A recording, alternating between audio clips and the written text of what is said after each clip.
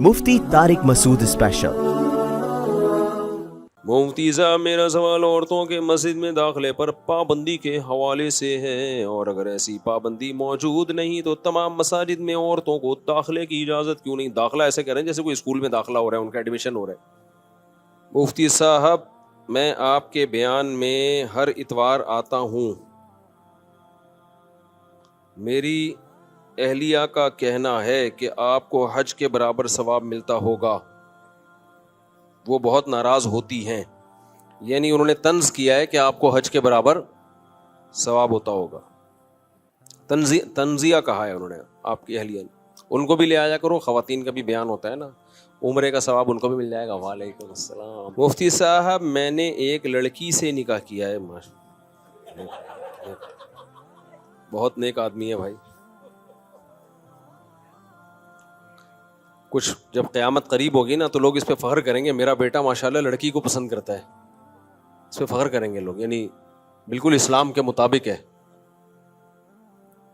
वालदैन से छुप कर किया। अच्छा, निकाह का तरीका यह था कि लड़की ने मेरे एक करीबी दोस्त को कॉल पर वकील बनाया और वो निकाह के वक्त मौजूद था। मेरे साथ एक और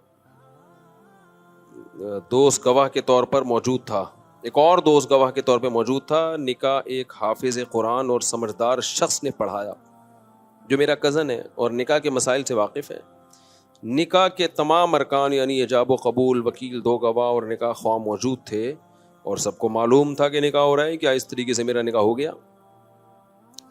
लड़की का निकाह गैर कुफूफ में, जो उसके जोड़ का ना हो, तो उसमें बाप की इजाज़त के बगैर नहीं होता। ये जो हदीस में आता है ना, ला निकाह इल्ला बिवलियिन, कि वली के बगैर निकाह नहीं है, तो इसका मतलब हमारे नज़दीक यही है कि जो जोड़ का ना हो। अगर जोड़ का है तो फिर वली की इजाज़त के बगैर भी हो जाता है निकाह, अगरचे मायूब हरकत है। क्योंकि दूसरी हदीस में बगैर वली के भी निकाह नबी सल्लल्लाहु अलैहि वसल्लम ने खुद पढ़ाया, हालांकि उसमें वली का के बारे में पूछा ही नहीं गया कि राज़ी हैं या नहीं है। तो सारी हदीसों को सामने रख के फ़ैसला किया जाता है ना, कभी भी एक हदीस को सामने रख के नहीं फ़ैसला किया जाता। तो खुलासा ये निकला कि अगर आप उसके जोड़ के हैं, उसके पैरेलल हैं, ख़ानदानी एतबार से, माली एतबार से, दीनी एतबार से, कौमी नस्ब के एतबार से उसके जोड़ के हैं तो निकाह हो गया। अगर उसके जोड़ के नहीं है तो फिर निकाह नहीं हुआ। लेकिन ये है बहरहाल एक बुरी हरकत, क्योंकि बाप की परमिशन के बगैर निकाह की शरीयत में हौसला अफजाई नहीं है। बहुत से अइम्मा तो इसके कायल हैं कि होगा ही नहीं निकाह। अहनाफ कायल हैं कि निकाह हो जाता है, लेकिन वो भी इसकी हौसला अफजाई नहीं करते कि कोई सवाब का काम है। इसके साइड इफ़ेक्ट बहुत ज़्यादा हैं। ये काम जब करना चाहिए जब बाप जालिम हो, वो अपनी जिम्मेदारी पूरी ना कर रहा हो। बाज़ इलाकों में दस्तूर है बेटियों को बेच दिया जाता है अपनी इज्जत की खातिर, और बाज़ में है कि शादी नहीं कर रहे होते उनकी, सिर्फ अपने ख़ानदानी रसूम और नाक को बाकी रखने के लिए। जहाँ ऐसा जुल्म होगा वहाँ तो इसकी परमिशन दी जाएगी। नॉर्मली ये कोई अच्छा अमल नहीं है और इसका लड़कियों को बहुत नुकसान होता है। लड़के उनको सब्ज़ बाग दिखाते हैं कि जी कोई बात नहीं, भाग जाओ, हम ये और वो। बाद में लड़का नहीं रखता भाई, उसकी जब ख्वाहिश पूरी हो जाती है तो उसको वो लड़की बोझ लगने लगती है, फिर वो जान छुड़ाने के मूड में होता है। जब अरेंज मैरिज होती है तो पूरा ख़ानदान इन्वॉल्व होता है, छोड़ना आसान नहीं होता। इसलिए लड़कियों को कभी ऐसी हरकत करनी नहीं चाहिए। मुफ्ती साहब, मेरा सवाल औरतों के मस्जिद में दाखिले पर पाबंदी के हवाले से है, और अगर ऐसी पाबंदी मौजूद नहीं तो तमाम मसाजिद में औरतों को दाखिले की इजाज़त क्यों नहीं? दाखिला ऐसे करें जैसे कोई स्कूल में दाखिला हो रहा है, उनका एडमिशन हो रहा है। इस बारे में मैं क्लिप रिकॉर्ड करवा चुका हूँ। बहुत से उलमा कहते हैं भाई देखो, अगर ख़वातीन को हम खुले आम मस्जिद में आने की इजाज़त देंगे तो बेपर्दगी बहुत होगी। तो किसी ने भी ये नहीं कहा कि औरत का मस्जिद में आना बज़ाते खुद नाजायज़ है। बस ज़ाहिर हदीस में जब इजाज़त दी है तो कौन पाबंदी लगा सकता है? असल मसला ये है कि जिन शर्तों के साथ इजाज़त दी है वो शर्तें इस ज़माने में प्रैक्टिकली मुमकिन है नहीं।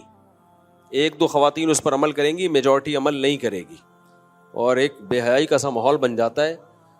तो इसलिए फिर मजबूरन रोका है, और उनकी मस्जिद में आने की फजीलत भी नहीं है, कोई शरीयत ने तरगीब तो दी नहीं है। तो इसलिए तो बाकी मेरी राय ये है कि भाई एक पोर्शन ख़वातीन के लिए इस ज़माने में ख़ास कर देना चाहिए। उसकी वजह ये कि ताकि उनका मस्जिद से लिंक रहे। आने में भी फितना है, ना आने में ज़्यादा फितना है, बिल्कुल ही दीन ईमान से महरूम होने का ख़तरा है। ہماری مسجد میں تو ہم اجازت دیتے ہیں، آتی تراویح میں آتی ہیں اور بیان میں آتی ہیں، اتنی بھی کافی ہے. ایک جمعے کی نماز میں اجازت دے دینی چاہیے. 5 نمازوں میں تو یعنی کوئی خاص فائدہ نہیں ہے ان کے آنے کا، کیونکہ میں نے دیکھا ہے جن خواتین کو مسجد میں آنے کی، جب جن مسجدوں میں اجازت ہے نا، وہاں ایک عجیب سا ماحول ہوتا ہے. ایسے خواتین چہرہ کھول کے گھوم رہی ہوتی ہیں، بہت ہی عجیب سا ماحول ہوتا ہے. کنٹرول آج کل بہت مشکل ہے. تو اس لیے جمعے کی نماز، عید کی نماز اور جن نمازوں میں بیان ہوتا ہے ان میں، یا رمضان میں خاص ماحول بنا ہوا ہوتا ہے تراویح کا، تو اس بہانے وہ تراویح پڑھ لیتی ہے. قرآن میں کہ اللہ اور رسول کی اطاعت کرو، اور اگر اختلاف ہو جائے تو اسے اللہ رسول کی طرف لوٹاؤ. اہل حدیث کہتے ہیں کہ ہم برحق ہیں اس آیت کی روشنی میں تم لوگ امام ائمہ اربعہ کی طرف پھیرتے ہو، ہم اللہ رسول کی طرف اختلاف کو پھیرتے ہیں. یہ آیت پڑھی جاتی ہے، یا ایھا الذین آمنوا اطیعوا اللہ واطیعوا الرسول فإن تنازعتم فی شیء فردوہ الی اللہ والرسول. ایمان والو اللہ رسول کی، وَأُولِي الْأَمْرِ مِنْكُمْ، آگے الفاظ میں بھی اللہ اس کے رسول اور اولو الامر کی اطاعت کرو، اور اگر تمہارا اختلاف ہو جائے تو پھر اس کو اللہ اس کے رسول کی طرف لوٹاؤ. تو وہ کہتے ہیں دیکھو جب آپ کا کسی مسئلے میں اختلاف ہوتا ہے تو بجائے اللہ رسول کی طرف لوٹانے کے آپ امام ابو حنیفہ کی طرف یا امام شافعی کی طرف لوٹا رہے ہوتے ہو. یہ ایک آیت پیش کی جاتی ہے. اس کا جواب یہ ہے کہ قرآن مجید نے جو حکم دیا ہے نا کہ ایمان والو جب تمہارا کسی مسئلے میں اختلاف ہو جائے تو اللہ اس کے رسول کی طرف لوٹاؤ. تو مجھے ایک بات بتاؤ، اللہ سے مراد قرآن ہے اور رسول سے مراد حدیث ہے، تو قرآن کی ایک آیت مراد ہے، یہ ساری آیتیں مراد ہیں، پورا قرآن مراد ہے؟ بولو نا. اس طرح ایک حدیث مراد ہے، یہ ساری حدیثیں مراد ہیں.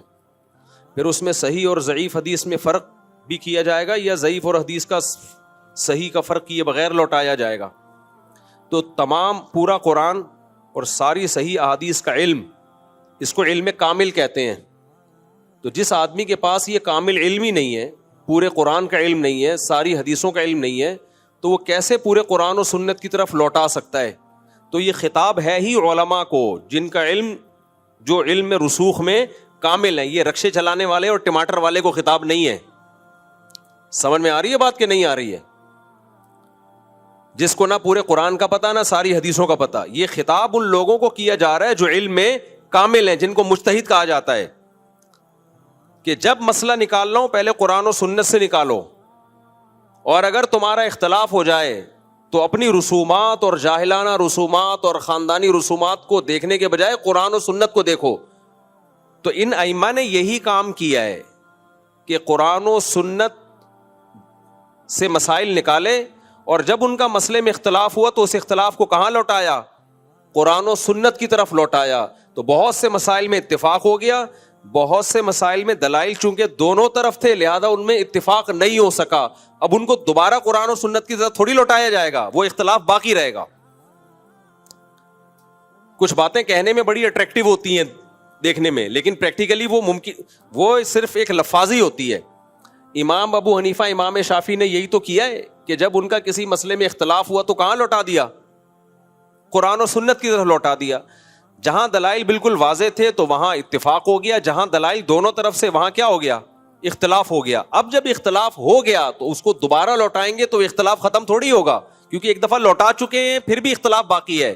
اب اس کا حل یہ ہے کہ دونوں میں سے کسی ایک قول پہ عمل کر لیا جائے، دوسرے کو برا بھلا نہ کہا جائے. میں اس میں آپ کو اپنا ایک مناظرہ سناتا ہوں، پھر آپ کو یہ جو میں ایکسپلین کرنا چاہ رہا ہوں اچھی طرح سمجھ میں آئے گا.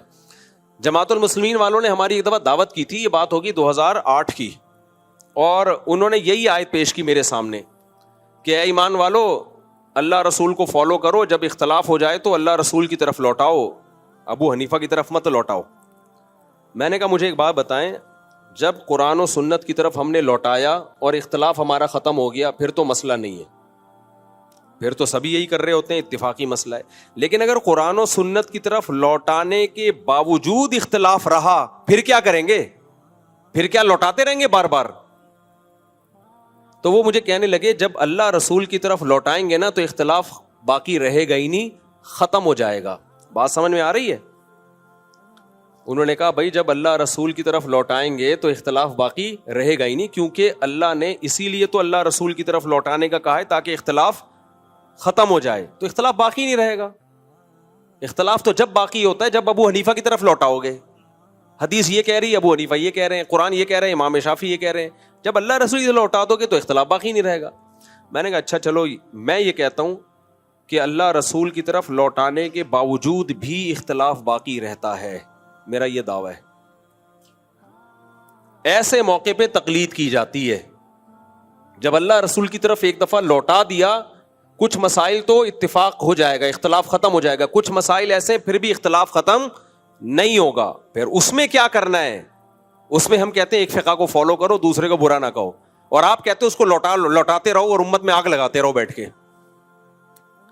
وہ کہتے ہیں ایسا ہو ہی نہیں سکتا جب اللہ رسول کی طرف ہم لوٹائیں اور اختلاف باقی رہے. میں نے کہا چلو میرا اور آپ کا اختلاف ہو گیا نا. آپ کہہ رہے ہو کہ اللہ رسول کی طرف لوٹائیں گے تو اختلاف باقی رہے گا نہیں. میں کہہ رہا ہوں کہ اللہ رسول کی طرف لوٹائیں گے تو اختلاف باقی بعض دفعہ رہے گا بھی، اور پھر اس اختلاف میں دونوں رائے ٹھیک بھی ہوں گی، اور کسی ایک بھی رائے کو فالو کرو گے تو آپ برحق بھی ہوگے. یہ میرا اور آپ کا اختلاف ہو گیا. اب اس اختلاف کو ہم اللہ رسول کی طرف لوٹاتے ہیں. نہیں آئی میرا خیال ہے سمجھ میں؟ نہیں آئی نا. میں نے کہا وہ جماعت المسلمین والے تو اتنی ماشاءاللہ بڑی بڑی داڑھی ہے ان کی، پروفیسر بھی تھے یونیورسٹی کے. وہ کہنے لگے، دوبارہ سوال لوٹا دیتا ہوں، کہنے لگے بھائی قرآن کہہ رہا ہے جب اختلاف ہو جائے تو اللہ رسول کی طرف لوٹاؤ. میرا کہنا یہ تھا ابو حنیفہ نے اللہ رسول ہی کی طرف لوٹایا میرے بھائی. امام شافعی نے بھی جب لوٹایا اللہ رسول کی طرف تو کچھ مسائل میں اتفاق ہو گیا، کچھ مسائل میں پھر بھی اختلاف باقی رہا. تو جب اختلاف باقی رہے گا تو پھر کیا کریں گے؟ پھر تو ایک رائے کو فالو کریں گے، دوسرے کو ٹھیک سمجھیں گے. اجتہادی اختلاف کہلائے گا وہ. یہ تھوڑی کہ پھر دوبارہ لوٹاتا ہی رہے بیٹھ کے قیامت تک. ایک دفعہ لوٹا دیا ان لوگوں نے، فارغ ہو گئے وہ لوٹا کے. اب آپ رکشے والے کو بھی بولو کہ تو بھی لوٹا، ٹماٹر والا بھی لوٹا ہے. یہ اہل حدیث تو سب کو مجتہد بنا رہے ہیں، ہر آدمی ان کا فنٹر ہے. تبھی ان کے اور جتنے لوگ لوٹا رہے ہیں ہر ایک کی الگ رائے ہے. میں بار بار کہتا ہوں ٹیلی ویژن میں 4 اہل حدیث کبھی اکٹھے نہیں بیٹھیں گے، کیونکہ چاروں اللہ رسول کی طرف لوٹائیں گے اور چاروں کی رائے دوسرے سے مختلف ہوگی سوائے چند مسائل کے. تو میں نے ان سے کہا کہ جب اللہ رسول کی طرف لوٹائیں گے بہت سے مسائل میں اتفاق ہو جائے گا، جیسے کہ 4 اماموں کا بہت سے مسائل میں اتفاق ہو گیا، بہت سو میں پھر بھی اختلاف باقی رہے گا. تو انہوں نے کہا نہیں باقی رہے گا. میں نے کہا میرا یہ آپ سے کیا ہو گیا اختلاف. اس اختلاف کو اللہ رسول کی طرف لوٹاتے ہیں. میں نے کہا دیکھو بخاری مسلم کی حدیث ہے، حدیث بنو قریظہ. نبی صلی اللہ علیہ وسلم نے صحابہ سے فرمایا تم میں سے کوئی عصر کی نماز اس وقت تک نہ پڑھے جب تک اپنے ٹھکانے نہ پہنچ جائے. صحابہ کرام چلے، عصر راستے میں قضا ہونے لگی. اب صحابہ میں اختلاف ہو گیا کہ عصر ہمیں قضا کرنی چاہیے یا ہمیں پڑھنی چاہیے. یہ اختلاف ہو گیا کہ نہیں ہو گیا؟ اس اختلاف کو صحابہ نے کہاں لوٹایا؟ بولو، نبی کی طرف لوٹایا. قرآن و حدیث میں غور کرتے ہیں. بعض صحابہ نے کہا کہ بھائی قرآن میں عصر کی نماز کا خصوصی حکم ہے، یعنی ان کی رائے کو میں اپنے الفاظ میں بیان کر رہا ہوں کہ عصر کی نماز کا خصوصی حکم ہے، اور نبی صلی اللہ علیہ وسلم عالم الغیب نہیں ہے. آپ نے جو کہا تھا، فرمایا تھا کہ عصر اپنے مقام پہ پڑھو دشمن کے شر سے حفاظت کے لیے. آپ کے علم میں یہ تھوڑی تھا کہ نماز قضا ہو جائے گی. تو نماز قضا کرنا نہیں. لہذا یہ جو حدیث ہے جس میں آتا ہے کہ عصر اپنے مقام پہ پڑھو جا کے، یہاں راستے میں نہ پڑھو، یہ تعویل ہے، اس کی تعویل کی جائے گی. اس میں ایک شرط ہے، وہ شرط یہ کہ بشرطے کے ٹائم پر اپنے مقام پر پہنچ جاؤ. اگرچہ یہ شرط حدیث میں صراحتاً نہیں ہے، لیکن دوسرے دلائل کو سامنے رکھ کر حدیث کی یہ تعویل کی جائے گی. دوسری جماعت کی رائے یہ تھی کہ بھائی نبی کا آرڈر جو ہے وہ بغیر کسی شرط کے ہے، اس میں یہ کہ عصر اپنے مقام تک پہنچے بغیر تم نے نہیں پڑھنی. اور جس قرآن نے ہمیں عصر کی نماز کی حفاظت کا حکم دیا اسی نے ہمیں نبی کی اطاعت کا بھی حکم دیا ہے. دلائل دونوں طرف ہیں یا نہیں ہے؟ اب ایسا نہیں ہے کہ جن لوگوں نے حدیث میں تعویل کی ان کو صحابہ کی اس جماعت نے کہا تم تو نبی کی باتوں کو اگرچہ مگرچہ کر کے گھما دیتے ہو معاذ اللہ. نبی نے تو صاف طور پہ کہا ہے کہ عصر کی نماز یہاں نہ پڑھو، اور تم کہہ رہو یہ اصل میں ایک شرط لگی ہوئی ہے، اس میں جو نظر نہیں آ رہی لیکن وہ شرط ہے. تم تو اصحاب رائے ہو، اپنی عقل سے حدیث کو، بھائی عقل استعمال تو کر رہے ہیں، لیکن وہ عقل کیوں استعمال کر رہے ہیں؟ بھائی ایک جزوی واقعہ ہے، قاعدہ کلیہ کیا ہے؟ عصر کی نماز جیسے پورے سال فرض ہے، آج بھی فرض ہے اس کو، جیسے پورے سال قضا کرنے کی اجازت نہیں ہے آج بھی قضا کرنے کی اجازت نہیں ہے. تو یہ قرآن و سنت کو سمجھنے کے لیے رائے کا استعمال ہو رہا ہے. یہ لوگ نا احناف کو بولتے ہیں اصحاب رائے اصحاب رائے, اور ان کا مقصد یہ ہوتا ہے یہ کھوپڑی استعمال کرتے ہیں. بھائی کھوپڑی قرآن و سنت کو سمجھنے کے ڈیپ میں جانے کے لیے استعمال کر رہے ہوتے ہیں. اور دوسرے فریق نے کہا کہ نہیں بھائی نبی کا جو ظاہری حکم ہے اسی کو لیں گے. تو بتاؤ جب انہوں نے اللہ رسول کی طرف لوٹایا تو اختلاف ختم ہو گیا یا باقی رہا؟ باقی رہا اختلاف, کیونکہ دلائل دونوں طرف تھے. تو ایک فریق نے نماز پڑھ لی, دوسرے نے نماز قضا کر دی. اسلام میں نماز سے بڑھ کر کوئی حکم نہیں ہے, اور یہ نماز کی کسی ایک کیفیت کا مسئلہ نہیں تھا کہ رفع الیدین کرنا ہے کہ نہیں کرنا, یا رکعتوں کا کہ 4 رکعتیں پڑھنی ہے کہ 3 پڑھنی ہے. یہ سرے سے نماز پڑھنی ہے کہ نہیں پڑھنی ہے, اس سے بڑا اختلاف کوئی ہو نہیں سکتا. اور نماز بھی وہ جو عصر کی, جس کی سب سے زیادہ تاکید ہے. اسلام میں توحید کے بعد سب سے بڑا حکم نماز, اور اس کے بھی پڑھنی ہے کہ نہیں پڑھنی, اس سے بڑا اختلاف نہیں ہو سکتا. جب اتنے بڑے اختلاف کو اللہ رسول کی طرف لوٹایا گیا, وہ اختلاف حل نہیں ہوا.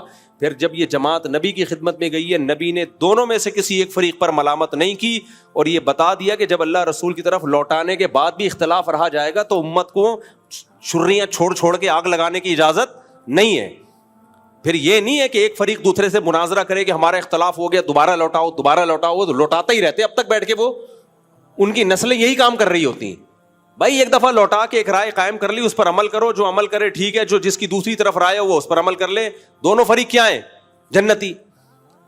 تو امام حنیفہ امام شافعی نے یہی کام کیا ہے. یہ ٹماٹر والے کو خطاب نہیں ہے کہ تم اللہ رسول کی طرف فقہی احکام کو لوٹاؤ. فقہی احکام میں تو اجتہاد کرنا پڑتا ہے, دونوں طرف کے دلائل دیکھنے پڑتے ہیں, حدیث کا صحیح ہونا ضعیف ہونا, پھر یہ حدیث متواتر ہے خبر واحد ہے, متواتر کے خلاف تو نہیں جا رہی. یہ تو پورا ایک اصول فقہ ہے جو مدارس میں پڑھایا جاتا ہے.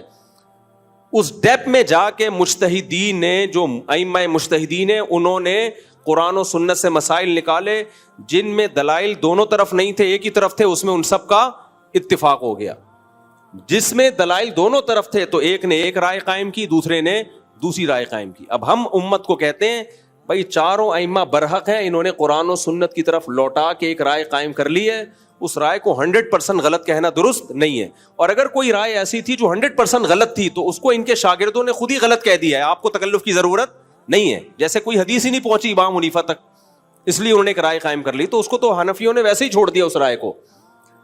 تو اب جب لوٹا کے اختلاف باقی رہا ہے تو اب پھر یہی کہنا دوبارہ لوٹاؤ دوبارہ لوٹاؤ, تو امت کا اس کے علاوہ کوئی کام رہے گا نہیں. تو اس لیے چاروں ائمہ مجتہدین اس کام سے فارغ ہو چکے ہیں. انہوں نے اللہ اور رسول کی طرف لوٹایا, تورات اور انجیل کی طرف نہیں لوٹایا, اور اسی کو فقہ مدون ہوا, اسی کو کتابوں میں لکھا گیا, اسی میں بتا دیا گیا یہ مفتبی قول ہے, یہ مرجو قول ہے, یہ راجح قول ہے. اب آپ اسی کی پیروی کریں, اب کوئی اور کام کریں. آپ سمجھ میں آ رہی ہے بات کہ نہیں آ رہی؟ تو یہ کام امت کر کے فارغ ہو چکی ہے, اب اس تکلف کی ضرورت نہیں ہے. اور اگر کسی کو اس تکلف کا شوق ہے تو کرے, وہ اپنی رائے دوسروں پہ تھوپے نہیں. وہ سمجھ میں آ رہی ہے بات؟ اپنی رائے دوسروں پہ تھوپے نہیں, کیونکہ عوام کی نظر میں ایک امام ابو حنیفہ کا لوٹانا ہے اور ایک آج کے کسی مجتہد کا قرآن و سنت کی طرف لوٹانا ہے. امام ابو حنیفہ نے لوٹا کے جو نتیجہ اخذ کیا ہے اس کے درست ہونے کا امکان زیادہ ہے. آج کا 15ویں صدی کا کوئی مولوی اگر قرآن و سنت کی طرف لوٹا کے نتیجہ نکالتا ہے, اس کے درست ہونے کا امکان کم ہے. سمجھ میں آ رہی ہے بات؟ دوسری بات یہ کہ آپ خود تو لوٹا سکتے نہیں, آپ کے پاس تو پورے قرآن اور ساری حدیثوں کا علم ہے نہیں. آپ نے کسی مولوی ہی کو فالو کرنا ہے, تو کسی اہل کو فالو کرو گے نا تو غلطی ہوگی تو بھی ثواب ملے گا, اور نا اہل کو فالو کرو گے تو غلطی نہیں بھی ہوگی تو بھی گناہ ملے گا. آپ کسی پروفیشنل ڈاکٹر سے جو اپنی فیلڈ کا اسپیشلسٹ ہو, علاج کرتے ہو, غلط ٹیکا لگا دے گا نا تو بھی لوگ آپ کو ملامت نہیں کریں گے. آپ کی جو ذمہ داری تھی آپ نے پوری کر لی ہے. آپ کو کیا پتا صحیح اور غلط ٹیکا کیا ہوتا ہے. لیکن اگر آپ نے قصائی سے ہی آپریشن کروایا, صحیح آپریشن بھی ہو گیا, پھر بھی لوگ جوتے ماریں گے آپ کو کہ یار ایک آدمی اہل تھا نہیں اور تم نے اس سے. تو آج کل یہ جتنے مجتہدین مارکیٹ میں آ رہے ہیں نا, جو کہتے ہیں ہمیں تمام احادیث اور پورے قرآن کا علم ہے, لہذا مجتہد ہیں, ہم تحقیق کر کے بتا سکتے ہیں, ان کو علم ہوتا نہیں ہے. ان کو صرف اپنے مطلب کی حدیث اور اپنے مطلب کی آیت معلوم ہوتی ہے. دوسرے فقہ کی یا دوسرے کی جو دلیل ہے اس سے یا تو وہ دیکھتے نہیں ہیں, یا ان کو ان کی مینٹل لیول اتنا ہوتا نہیں ہے کہ ان کو وہ دلیل سمجھ میں آ رہی ہوتی ہے. اس لیے ہمیشہ جو آدمی جاہل ہوگا نا وہ اپنی رائے پر اڑے گا بھی اور اپنی رائے دوسروں پہ تھوپے گا بھی. جس کے پاس کامل مضبوط علم ہوتا ہے اس کو پتا ہوتا ہے فقہا کا اس مسئلے میں اختلاف ہے اور لچک رکھتا ہے وہ اپنی رائے میں. تبھی ائمہ مجتہدین کو جو فالو کرتے ہیں وہ کیا کہتے ہیں, بھائی ہم ایک کی رائے کو فالو کر رہے ہیں اس امید کے ساتھ کہ یہ اللہ کی نظر میں ٹھیک ہوگی, لیکن اس امید کے ساتھ کہ ہو سکتا ہے دوسرے کی رائے ٹھیک ہو, کیونکہ دلائل بہرحال دونوں طرف ہیں. لیکن آپ ان لوگوں کو دیکھ لو, ہماری رائے تو قرآن و سنت ہے, باقی تو تورات اور انجیل پڑھ کے فتوے دے رہے ہیں, ان کو قرآن و سنت کا کیا پتا. اور جب ہم ان سے سوال پوچھتے ہیں کہ 3 طلاقوں میں بتا دو, قرآن میں کہاں لکھا ہے 3 طلاقیں ایک ہوتی ہیں, اللہ رسول کی طرف ہی لوٹا دو نا. وہ بھی نہیں لوٹا رہے ہوتے, وہ بھی صرف اپنے 8-10 مسائل ہیں جن میں ظاہری حدیث ان کے ساتھ ہے. ظاہر جیسے میں نے بتایا لا نکاح الا بولی, حدیث میں آتا ولی کے بغیر نکاح نہیں ہوتا. اب فوراً یہ کیا مسئلہ بیان کرتے ہیں, دیکھو حنفی لوگ کہتے ہیں ولی کی اجازت کے بغیر بھی نکاح ہو جاتا ہے. وہ فوراً حدیث پیش کرتے ہیں. بھائی آپ نے ایک حدیث پیش کی ہے, دوسری حدیث بھی تو ہے نا. بخاری کی حدیث ہے, خاتون نبی کی خدمت میں آئی, عرض کیا میں آپ سے نکاح کرنا چاہتی ہوں, آپ نے ارادہ ظاہر نہیں کیا, دوسرے صحابی نے کہا میرا نکاح کر دیں, آپ نے فرمایا چلو تمہارا میں نے نکاح کر دیا. تو حناف یہ کہتے ہیں یہاں تو نبی نے نہیں پوچھا کہ تمہارے والد راضی ہیں یا نہیں ہیں, تو آپ اس حدیث کی تعویل کرتے ہو کہ اصل میں نبی تو خود ولی ہیں. بھائی جب حدیث میں آتا ہے لا نکاح الا بولی, تو یہاں ولی سے مراد باپ ہے. تو یہاں آپ حدیث میں تعویل کر رہے ہو کہ اس وقت نبی صلی اللہ علیہ وسلم کو ولی فرض کر رہے ہو. تو ہم نے اس حدیث کو اصل بنایا اور اس حدیث میں کیا کر دی, تعویل کر دی. تو تعویل تو آپ بھی کر رہے ہو, اور ہم نے حدیث میں تعویل کی کیونکہ قرآن سے پتہ چلتا ہے کہ بغیر ولی کے بھی نکاح ہو جاتا ہے, کیونکہ قرآن نکاح کی نسبت ڈائریکٹ عورت کی طرف کر رہا ہے. حتیٰ تنکح زوجا غیرہ, قرآن کہتا ہے اگر کسی نے بیوی کو 3 طلاقیں دے دی ہیں تو جب تک وہ عورت عدت کے بعد کسی اور مرد سے نکاح نہیں کر لیتی, اس کا پہلے شوہر سے نکاح حلال نہیں ہوتا. تو اللہ نے یہ نہیں کہا کہ جب تک اس عورت کا نکاح اس کا ولی کہیں اور کروا نہیں دیتا. تو احناف قرآن کے الفاظ کو بڑی ویلیو دیتے ہیں. تو ہر شخص کا بھائی اپنا ایک مسائل اخذ کرنے کا ایک طریقہ ہوتا ہے. آپ اپنی رائے امام ابو حنیفہ پہ زبردستی کیوں تھوپ رہے ہو بھائی؟ ان کا جو سوچنے کا اینگل ہے وہ آپ سے ڈیفرنٹ ہے, آپ کا سوچنے کا اینگل ڈیفرنٹ ہے, امام شافعی کا ڈیفرنٹ ہے. تو امام حنیفہ پر آپ اپنی رائے کیوں تھوپتے ہو زبردستی؟ تو ایک صاحب نے کہا سلطان ولی من لا ولی لا, سلطان ولی حدیث میں آتا ہے کہ جس کا کوئی ولی نہیں ہے. تو اس سے تو سلطان مراد ہے نا, سے تو بادشاہ مراد ہے. اچھا پھر اس کا سے تو یہ پتا چلتا ہے کہ کورٹ میرج باپ کی اجازت کے بغیر بھی ہو جاتی ہے, جبکہ اہل حدیث کا فتویٰ موجود ہے کہ اگر کوئی لڑکی گھر سے بھاگ کے عدالت میں شادی کرتی ہے تو اس کا نکاح نہیں ہوتا. تو کسی ایک جگہ آپ ٹکتے ہی نہیں ہو. مجھے اہل حدیثوں سے کوئی بہر نہیں ہے. اہل حدیث میں اگر کہتے ہیں ولی کی اجازت کے بغیر نکاح نہیں ہوتا تو امام شافعی بھی یہی کہتے ہیں. تو ہمیں اس مسئلے سے کوئی بہر نہیں ہے, ہمیں ان کے اسٹائل سے ہے کہ آپ اپنی رائے کو قرآن و سنت قرار دیتے ہو اور اس پہ ڈٹ جاتے ہو, اور دوسرے کی رائے کو آپ سمجھتے ہو گویا یہ تورات اور انجیل سے ان لوگوں نے مسائل نکالے ہیں. یہ اسلاف کا طریقہ بہرحال نہیں ہے. یہ تو سب کے پاس دلائل ہوتے ہیں اور سب نے قرآن و سنت ہی کی طرف لوٹا کے وہ مسائل نکالے ہوتے ہیں. اب عوام کو یہ کہنا کہ اختلاف ہو جائے تو قرآن و سنت کی طرف لوٹاؤ, عوام یہ کام کی اہل نہیں ہے. اس کام کے اہل مجتہدین ہیں جن کو پورا قرآن اور ساری حدیثیں آتی تھیں اور وہ یہ کام کر چکے ہیں. اس لیے علماء نے جو صحیح علماء نے اس آیت کی تفسیر بیان کی ہے, وہ کیا تفسیر بیان کی ہے؟ وہ تفسیر یہ بیان کی ہے یا ایھا الذین آمنوا اطیعوا اللہ واطیعوا الرسول واولی الامر منکم, اے ایمان والو اللہ رسول اور اولو الامر کی اطاعت کرو. اچھا اولو الامر بھی کسے کہتے ہیں؟ علماء کو کہتے ہیں جو اس کام کسی بھی کام کے جو اہل ہیں.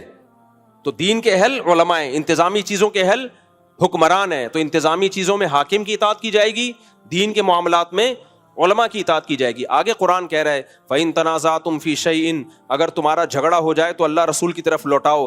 تو علماء نے لکھا اس آیت کا مطلب یہ ہے کہ فَرُدُّوهُ إِلَى عام آدمی کو خطاب ہے, فَرُدُّوهُ إِلَى الْعَالِمِ بِكِتَابِ اللَّهِ وَرَسُولِهِ. تو اس عالم کی طرف لوٹاؤ جو اللہ اور اس کے رسول کی کتاب کا علم جانتا ہے اور اس پہ فتویٰ دیتا ہے.